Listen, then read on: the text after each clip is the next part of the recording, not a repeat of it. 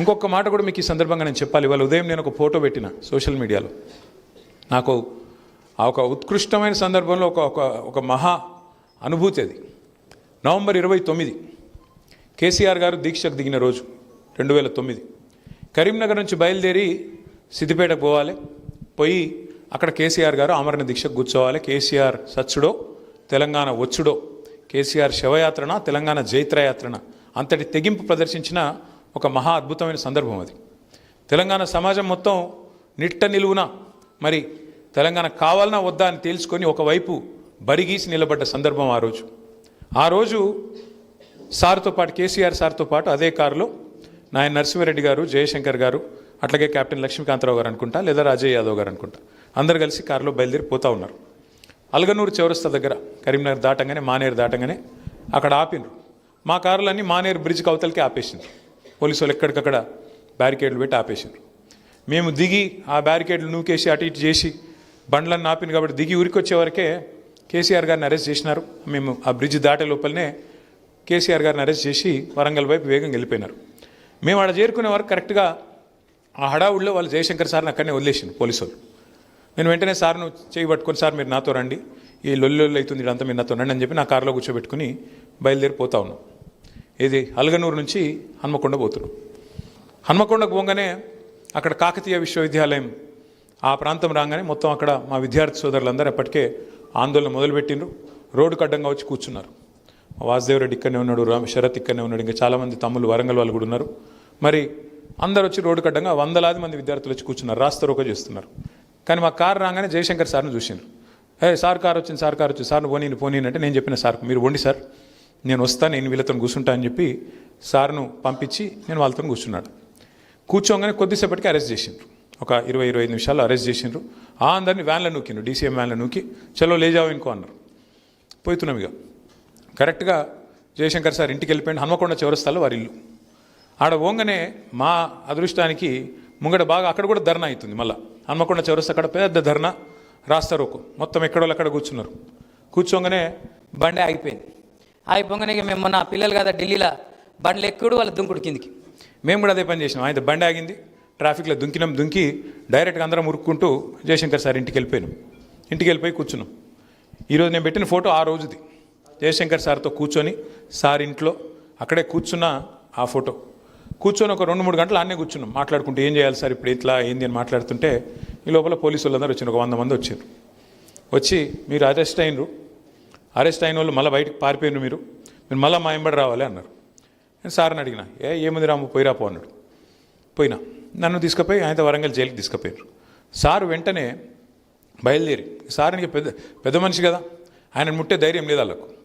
డైరెక్ట్గా సారు అని చెప్పింది, నన్ను అరెస్ట్ చేసి పోలీసు వాళ్ళు తీసుకుపోతుంటే నువ్వేం భయపడకు, మేము అందరం ఉన్నాం ఈడ, సార్ ఉన్నాడు, కేసీఆర్ సార్ ఉన్నాడు, ఆయన దీక్ష నడుస్తూనే ఉన్నది, వీళ్ళు అరెస్ట్ చేసినంత మాత్రాన దీక్ష అవుతుందా, నేను బయలుదేరిపోతా కదా, నీకెందుకు, మేమందరం మిమ్మల్ని అందరినీ తీసుకుపోయి, నేను చాలా చూసిన రాము, తీసుకుపోయి 18 నెలలు 24 నెలలు కూడా పెడతారు జైల్లో, అవసరమైతే పీడీ యాక్ట్లు పెడతారు, 24 నెలలు పెడతారు, ఎమర్జెన్సీలో పెట్టినట్టు కాంగ్రెస్ వాళ్ళు దొంగలు, ఎమర్జెన్సీలో పెట్టినట్టు తీసుకుపోయి లోపల నూకుతారు, ఉద్యమాన్ని అణచివేయచ్చు అనుకుంటారు మూర్ఖులు వీళ్ళు.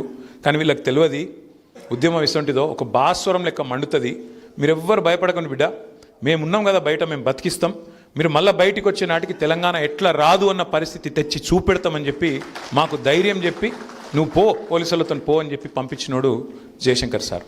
సరే, అప్పటికే ఉద్యమం బగ్గుమని మండింది. ఒక శ్రీకాంతాచారి ఆ రోజే మరి తన ఒంటి మీద పెట్రోల్ పోసుకొని అంటించుకున్నాడు. ఒక్కటేసారి సమైక్యాంధ్ర ప్రభుత్వం రాజ్యం మొత్తం ఉలిక్కిపడ్డది. వామ్మో ఇది పెట్టుకుంటే తట్టుకోలేమన్న భయం ఆవహించింది వాళ్ళు. అందుకే వాళ్ళు మమ్మల్ని జైళ్ళకు రోజులు పంపలేదు, కానీ ఒక 30-34 గంటలు జైల్లో ఉండి తిరిగి తెల్లారొచ్చి మళ్ళీ అసోసియేట్ అయ్యాం. ఇదంతా ఎందుకు చెప్తున్నా అంటే ఎంత గొప్ప మనిషి ఆయన అంటే 1900 చాలామందికి ఢిల్లీలో, ఎందుకంటే మనకంటే తెలుసు ఎంతో అంత, నిజంగా తెలంగాణలో కూడా చాలామందికి తెలియదు. ఢిల్లీలో మమ్మల్ని ఇంగ్లీష్ జర్నలిస్టులు పట్టుకునేది, ఏంది మీ లొల్లి, ఎందుకు రాష్ట్రం, మీరు అసలు బతుకుతారా, రాష్ట్రం మనగలుగుతారా, వయబిలిటీ ఉందా అని అడ్డమైన క్వశ్చన్లు అడిగేది. అడిగితే జయశంకర్ సార్ ఎంత బ్యూటిఫుల్గా చెప్పేదంటే, we are not fighting for a new state, we are fighting to restore a state that existed separately for 8 years. 8 ఏళ్ళు స్వతంత్ర ప్రతిపత్తి కలిగిన ఒక రాష్ట్రంగా వయబుల్ రాష్ట్రంగా, సర్ప్లస్ రాష్ట్రంగా, ఒక ధనిక రాష్ట్రంగా, సంపద కలిగిన రాష్ట్రంగా ఉన్న ఒక రాష్ట్రాన్ని తిరిగి పునరుద్ధరించుకోవడానికి మేము కొట్లాడుతున్నాం తప్ప కొత్తగా కొట్లాడతలేమరా నాయన అంటే వాళ్ళకి తెలియదు చరిత్ర. 1948 నుంచి 56 వరకు తెలంగాణ హైదరాబాద్ స్టేట్ రూపంలో ఒక ప్రత్యేక రాష్ట్రంగా ఉన్న విషయం వాళ్ళకి తెలియదు. ఇది చెప్పేది జయశంకర్ సార్ పదే పదే. జయశంకర్ సార్ చెప్పేది, అయ్యా మీకు తెలియదు, 1952లోనే ఫజల్ అలీ గారు, justice Fazal Ali supreme court judge, ఆయన మొదటి రాష్ట్రాల పునర్విభజన కమిషన్కు చైర్మన్గా ఈ హైదరాబాద్ రాష్ట్రాన్ని ప్రత్యేకంగానే ఉంచండి, దీన్ని కలపకండి అని సిఫారసు చేసిండు అని రిపోర్ట్ ఇచ్చేది. అది కూడా వాళ్ళకి అర్థం కాకపోతే ఆయన చెప్పేది ఆ రోజుల్లోనే, అయ్యా మీరు అనుకుంటున్నట్టు ఇది భాషా ప్రయుక్త రాష్ట్రం కోసం ఇక్కడేం ఆందోళన జరగలేదు, ఆ భాషా ప్రయుక్త రాష్ట్రం కాదు, తెలుగు వాళ్ళకు ఒక రాష్ట్రం ఉండాలి, మేము తెలుగు వాళ్ళం వేడిపోతామని చెప్పి ఆంధ్రులు ఆనాడు పొట్టి శ్రీరాములు గారి నాయకత్వంలో మద్రాసు రాష్ట్రం నుంచి వేరుపడేందుకు చేసిన పోరాటం అయ్యా, దానికి మాకు సంబంధం లేదు అని డాక్యుమెంటరీ ఎవిడెన్స్తో సహా చూపెట్టేది. ఎవరైనా వయబిలిటీ అంటే 1953 లెక్కలు, 56 నాడు రాష్ట్రం వేరుపడ్డ నాడు ఎట్లా ఆంధ్రప్రదేశ్కి ఆనాడు రాజధాని లేక కర్నూలులో తాత్కాలిక రాజధాని ఏర్పాటు చేసుకొని గుడారాల్లో సెక్రటేరియట్లు, గుడారాల్లో ఆఫీసులు నడుపుకున్న పరిస్థితి గురించి వివరించి చెప్పేది. అంటే ఎంత గొప్పగా చెప్పేది అంటే జయశంకర్ సార్, ఇప్పుడు నేను చెప్పలేకపోతున్నా కానీ, ఏ కారణం చేత అసలు ఆంధ్ర తెలంగాణను కలిపినరు, కమ్యూనిస్టుల ప్రభావం పెరగవద్దు, విజయవాడలో కమ్యూనిస్టులు ఆ రోజు ఒక ప్రధానమైన రాజకీయ పక్షంగా ఎదుగుతున్నారని చెప్పి కాంగ్రెస్ నాయకత్వం, మరి ఆనాటి పండిత్ జవహర్లాల్ నెహ్రూ కానీ అప్పటి మరి కాంగ్రెస్ నాయకులు కానీ అందరూ కూడబలుక్కొని విజయవాడ కేంద్రంగా ఆ రోజు కమ్యూనిస్టు యోధులు, ముఖ్యంగా ఈ సూర్యాపేట, నల్లగొండ, ఖమ్మము, విజయవాడ ఆ ప్రాంతం మొత్తంలో కూడా కమ్యూనిజం బలంగా ఉన్న పరిస్థితుల్లో, సాయుధ పోరాటం అప్పుడే తెలంగాణలో జరిగిన పరిస్థితుల్లో మరి కమ్యూనిస్టుల ప్రభావం పెరుగుతుంది, దీన్ని అడ్డుకట్ట వేయాలని చెప్పి కూడా అదొక కారణం అని చెప్పి జయశంకర్ సారు రాజకీయంగా, సామాజికంగా చరిత్రని ఎన్ని కోణాల నుంచి విశ్లేషించేది, ఎన్ని కోణాల నుంచి స్పృశించేదంటే ఇవాళ మనం తలుచుకుంటే ఎంత తలుచుకున్నా తక్కువనే. అట్లాగే చాలామంది కొన్ని అపోహలు ఉంటాయి. రాజకీయ నిరుద్యోగులు, రాజకీయ నాయకులు 1969లో ప్రారంభించినారు తెలంగాణ ఉద్యమాన్ని, కొన్ని అపోహలు ఉంటాయి. చెన్నారెడ్డి గారి పేరు చెప్తూ ఉంటారు. చెన్నారెడ్డి గారు వాడుకొని చివరికి ఆయన మళ్ళీ పోయి కాంగ్రెస్లో చేరినాడని చెప్తూ ఉంటారు.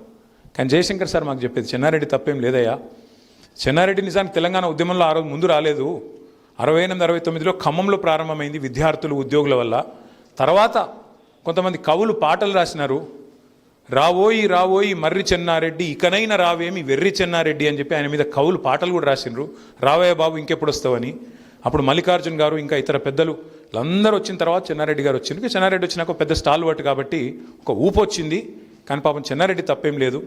ఆ రోజు చండశాసనంగా ఉండేది కాంగ్రెస్ ప్రభుత్వం ఢిల్లీలో, వాళ్ళు తొక్కిపారేసినారు ఉద్యమాన్ని, ప్రజాస్వామిక ఆకాంక్షని అని చెప్పి చెన్నారెడ్డి గారి మీద కూడా బదనాం ఎవరైనా చేయబోతే ఆపేది జయశంకర్ గారు. ఎందుకంటే ఆయన బాధ చెన్నారెడ్డో కేసీఆరో కాదు, తెలంగాణ వాళ్ళు బదనాం కావద్దు, తెలంగాణ పోరాటం చేసిన వాళ్ళు, తెలంగాణ నాయకులను, ఎందుకంటే మాటి మాటికి మనకు మలినం చేసి, మనకు ఏదో రకంగా బదనాం చేసి మనోళ్ళని చిన్నగా చేస్తారు అనేది ఆయన బాధ.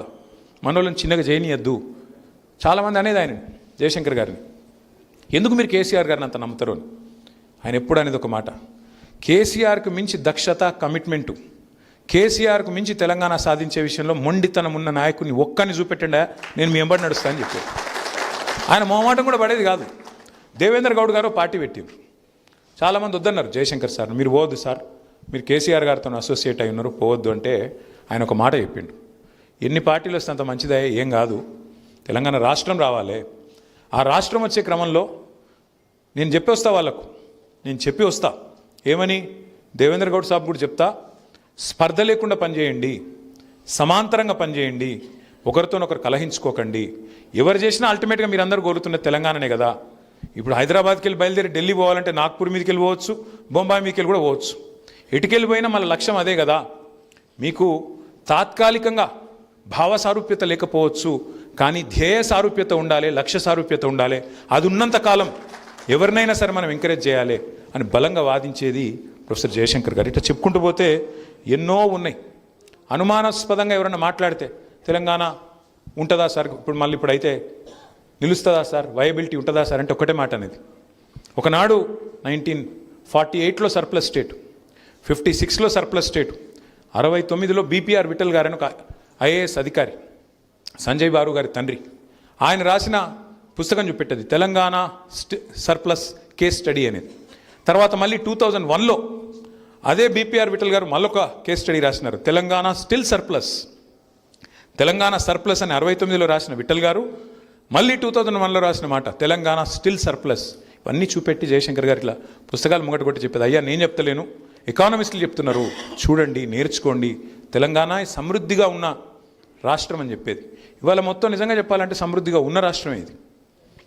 నీళ్లు, నిధులు, నియామకాలు అన్నీ పుష్కలంగా ఉన్న రాష్ట్రం. నీళ్లు పుష్కలంగా ఉన్నాయి, కానీ పాలమూరు పంపు లాంచ్ చేయడు ముఖ్యమంత్రి, కన్నెపల్లి పంపు లాంచ్ చేయడు. ఎందుకు?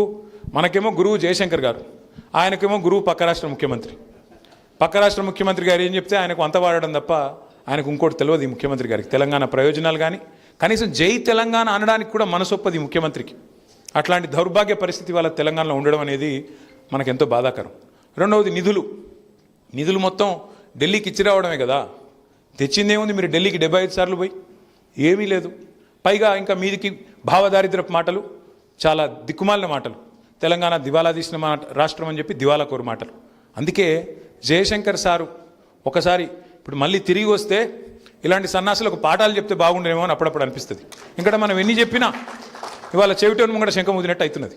ఎన్ని చెప్పినా కేంద్ర ప్రభుత్వం స్పష్టంగా పార్లమెంట్లో చెప్పినా, అయ్యో అప్పులు చేయలేదురా కేసీఆర్, నువ్వు తప్పుడు మాటలు మాట్లాడుతున్నావు అని చెప్తే కూడా ఇవాళ చెవిటోడు ముందు శంఖం ఊదినట్టు. 3,50,000 కోట్ల అప్పులు కేసీఆర్ దిగిపోయినాడు. మొత్తం కేసీఆర్ ప్రభుత్వం చేసిన అప్పు 2,80,000 కోట్లేరని ఆయన అని కేంద్ర ప్రభుత్వం ఆర్బీఐ లెక్కల ఆధారంగా చెప్తే కూడా కాదు 8 లక్షలు, 15 వేలు, 9 లక్షలు, 12 లక్షలు, నోటికి ఎంత వస్తే అంత సొల్లుపురాణం. అందుకే అప్పుడప్పుడు అనిపిస్తుంది ఇట్లాంటి సన్నాసులకు జయశంకర్ సార్ ట్యూషన్ చెప్తే కనీసం సిగ్గు తెచ్చుకుంటుండే కొద్దిగా అని అప్పుడప్పుడు అనిపిస్తుంది. ఇక కొంతమందిగా సిగ్గుమాలిన మాటలు మా జగదీశ్ అని కరెక్ట్గా చెప్పిండు. నిన్నగాక మన ముఖ్యమంత్రి అంటాడు తెలంగాణలో అంటే ఇద్దరే మేధావులట. ఒక ఆయనట జైపాల్ రెడ్డి అట, జీవితంలో అయినాడు జై తెలంగాణ ఆయన జైపాల్ రెడ్డి మేధావట. ఇంకొక ఆయన కేశవరావు అట. ఇక గది పరిస్థితి ఇవ్వాలి. మరి జయశంకర్ ఎడవాయే, విద్యాసాగర్ రావు ఎడవాయే, ఎంతమంది ఉన్నారు మేధావులు? ఒకరికి ఇద్దరు కాదు కదా బుద్ధిజీవులు, ఎంతోమంది ఉన్నారు. పోనీ మా ఊళ్ళో పేర్లు చెప్పకపోతే అందుకు నీకు మనసు ఒప్పకపోవచ్చు. మరి కోదండరాంకి ఏమైంది? ఆయన నీతోనే ఉన్నాడు కదా, ఆయన పేరైనా చెప్పకపోతే ఇప్పుడు ఆయన చెప్పుకోవట్టే ఏం కావాలి ఇప్పుడు కోదండరాం గారు? ఇంకా వేరే వాళ్ళు సెల్ఫ్ స్టైల్డ్ ఇంటెలెక్చువల్స్ వాళ్ళేం కావాలి? అంటే ఇంత భావదారిద్ర్యం పనికిరాదు ముఖ్యమంత్రి గారు. తెలంగాణ వాళ్ళ గొప్పతనాన్ని కూడా గుర్తించడానికి, గౌరవించడానికి సంస్కారం నీకు లేకపోతే నువ్వెట్లా ముఖ్యమంత్రి అవుతావు తెలంగాణ సమాజానికి? బాధ ఎక్కడ అనిపిస్తుంది అంటే నియామకాలు, పిల్లలు కొట్లాడుతూ ఉన్నారు ఇవాళ. ఆ రోజు కేసీఆర్ గారి ప్రభుత్వం 2,32,000 ఉద్యోగ నియామక పత్రాలకు నోటిఫికేషన్ ఇచ్చి, నియామకాలకు నోటిఫికేషన్ ఇచ్చి 1,60,000 ఉద్యోగాలకు నియామక పత్రాలు కూడా ఇచ్చింది. కానీ బదనాం ఎట్లుంటుందంటే ఇవాళ రేపు ప్రపంచం ఎట్ట తయారైందంటే సోషల్ మీడియా వచ్చినాక నిజం కడప దాటే లోపల అబద్ధం అంగిలాగేసుకుని ఊరంతా తిరిగి వస్తుంది. అట్లా అయిపోయింది. ఉద్యోగాలు ఇయ్యలే అని చెప్పి మొత్తం పిల్లగానే రెచ్చగొట్టిండ్రు. 2 ఉద్యోగాలు ఉడగొట్టుర్రి. కేసీఆర్, కేటీఆర్ ఇద్దరు ఉద్యోగం ఉడగొట్టుర్రి. మీకు మొదటి సంవత్సరంలో 2 లక్షల ఉద్యోగాలు ఇస్తా అని చెప్పి ఆశ పెట్టిపోయిండు అశోక్ నగర్లో రాహుల్ గాంధీ. ఇవాళ మరి ముఖ్యమంత్రి గారు చెప్పాలా, రాహుల్ గాంధీ చెప్పాలా? ఎందుకు ఇస్తలేవు మరి ఉద్యోగాలు? ఇప్పటి వరకు 2.5 సంవత్సరాలు అయిపోతే 10,000 ఉద్యోగాలు కూడా ఇవ్వలేకపోయిందని ఈ ప్రభుత్వం. వాళ్ళని జయశంకర్ సార్ చూస్తలేడు అనుకుంటున్నారు. ఇదాన్ని నీళ్లు, నిధులు, నియామకాలు సమృద్ధిగా ఉన్నా, అంగట్లో అన్నీ ఉన్నా, అల్లుడి నోట్లో శని అన్నట్టు ముఖ్యమంత్రి కాంగ్రెస్ వాడు కావడం, కాంగ్రెస్ అనే ముదనష్టపు పార్టీ, దేశమంతా వదిలించుకున్న దరిద్రం కాంగ్రెస్. కానీ మనోళ్ళు తెచ్చి ఆయనతో పొరపాటున నెత్తి మీద రుద్దుకున్నారు. మరి ఆ దరిద్రానికి జయశంకర్ సార్ ఎప్పుడు చెప్పేది కాంగ్రెస్ గురించి, తెలంగాణకు నెంబర్ 1 విలన్, తెలంగాణకు శాశ్వత శత్రువు కాంగ్రెస్ అనే మాట నేనో లేకపోతే ఇంకొకరో చెప్పడం కాదు, జయశంకర్ సార్ నొక్కి వక్కానించేది. ఒక తరం కాదయ్యా, 3 తరాలను ముంచిండ్రు వీళ్ళు, దుర్మార్గులు వీళ్ళు. జవహర్లాల్ నెహ్రూ టు సోనియా గాంధీ దుర్మార్గులు, ఈ పార్టీ దుర్మార్గ పార్టీ అని చెప్పి పదే మాకు నూరిపోసింది జయశంకర్ గారు. అందుకే వారి ఆశయ సాధన కోసం, తిరిగి తెలంగాణను పట్టాలెక్కించడం కోసం, వారి మానస పుత్రిక అయిన తెలంగాణను మళ్ళీ తిరిగి తెలంగాణ సాధించిన నాయకుడు కేసీఆర్ గారి చేతిలో పెట్టడం కోసం మనందరం కష్టపడడమే జయశంకర్ సార్కు మనం ఇచ్చే నిజమైన నివాళి, వారికి మనం ఇచ్చే నిజమైన గౌరవం అవుతుందని చెప్పి కూడా మళ్ళొకసారి తెలియజేసుకుంటూ